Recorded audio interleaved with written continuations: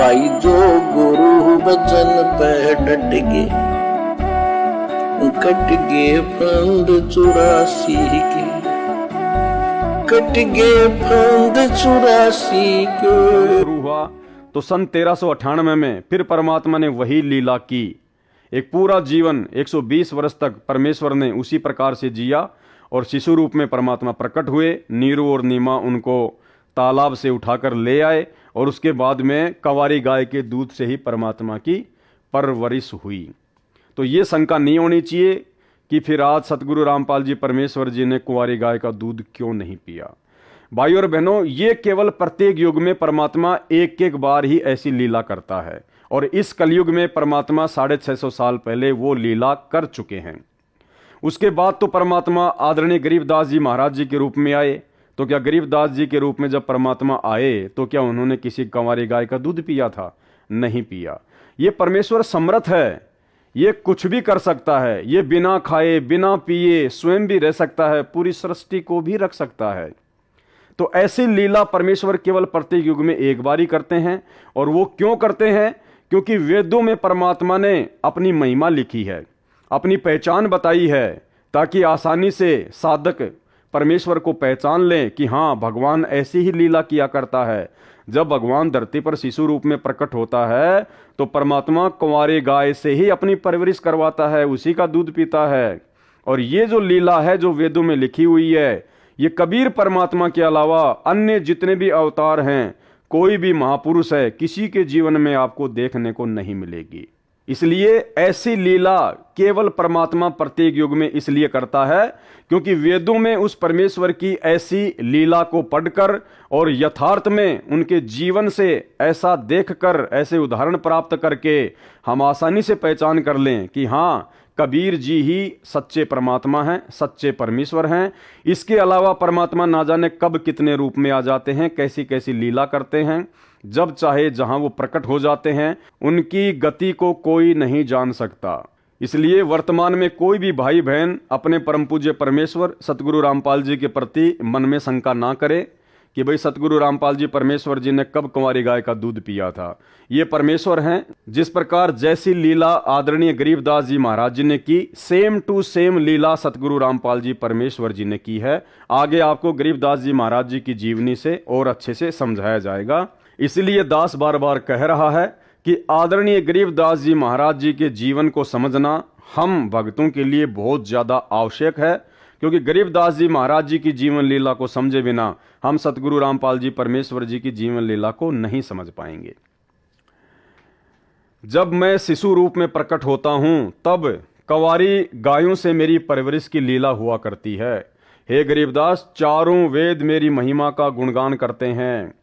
वेद मेरा भेद है, मैं ना वेदन के माही, जौन वेद से मैं मिलूं वह वेद जानते नाही।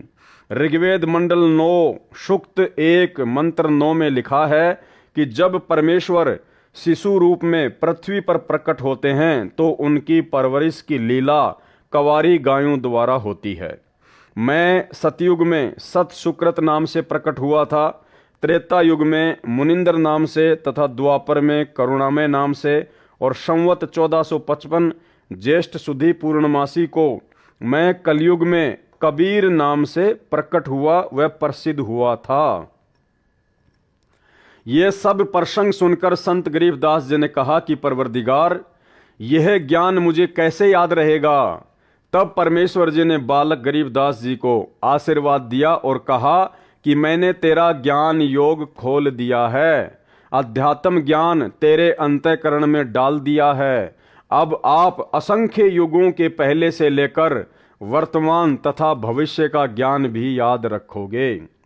दूसरी ओर नीचे पृथ्वी पर शाम के 3 बजे के आसपास अन्य ग्वालों को याद आया कि गरीबदास नहीं है, लाओ उठाकर। तब एक पाली गया, उसने दूर से आवाज लगाई कि हे गरीबदास, आजा, गायों के सामने खड़ा होकर अपनी बारी कर, हम बहुत देर से खड़े हैं। भगत गरीबदास जी नहीं बोले और न उठे, क्योंकि पृथ्वी पर तो केवल शरीर था, जीव आत्मा तो ऊपर के मंडलों की सैर कर रही थी। उस पाली ने निकट जाकर हाथ से शरीर को हिलाया तो शरीर जमीन पर गिर गया। पहले सुखासन पर स्थित था, यानी पहले वो शरीर जमीन पर बैठा हुआ था। ग्वाले ने देखा तो बालक गरीबदास को मृत पाया, मरा हुआ पाया। उसने शोर मचाया, अन्य ग्वाले दौड़े आए। उनमें से एक गांव छुडानी की ओर दौड़ा। छुडानी गांव से गांव कबलाना के रास्ते पर वह जांडी का पेड़ था, जिसके नीचे परमेश्वर जी जिंदा रूप में गरीबदास जी तथा अन्य पालियों के साथ बैठे थे। गांव कबलाना की सीमा के साथ वह खेत सटा हुआ था, जो छुडानी गांव का है, जो गरीबदास जी का अपना ही खेत था। वह स्थान गांव छुडानी से 1.5 किलोमीटर दूर है। गांव छुडानी में जाकर उस पाली ने गरीबदास जी के पिता, माता, नाना, नानी को सब हाल बताया कि एक बाबा ने कवारी गाय का दूध जादू मंत्र करके निकाला। वह दूध हमने तो पिया नहीं, बालक गरीबदास ने पी लिया। हमने अभी देखा तो वह मर चुका है। बच्चे के शव को चिता पर रखकर अंतिम संस्कार की तैयारी कर दी। उसी समय परमेश्वर कबीर जी ने कहा, हे गरीबदास, आप नीचे जाओ, आपके शरीर को नष्ट करने जा रहे हैं। संत गरीबदास जी ने नीचे देखा तो यह पृथ्वी लोक सतलोक की तुलना में नरक लोक के समान दिखाई दे रहा था। जब संत गरीबदास जी ने सतलोक से नीचे देखा अपनी दिव्य दृष्टि से, क्योंकि परमेश्वर ने उनको आशीर्वाद दे दिया था, तो सतलोक की तुलना में परमात्मा कह रहे हैं कि ये पृथ्वी लोक, ये किस ब्रह्मांड ऐसा है जैसे कूड़ा करकट, कूड़े का ढेर, गंदगी, नरक।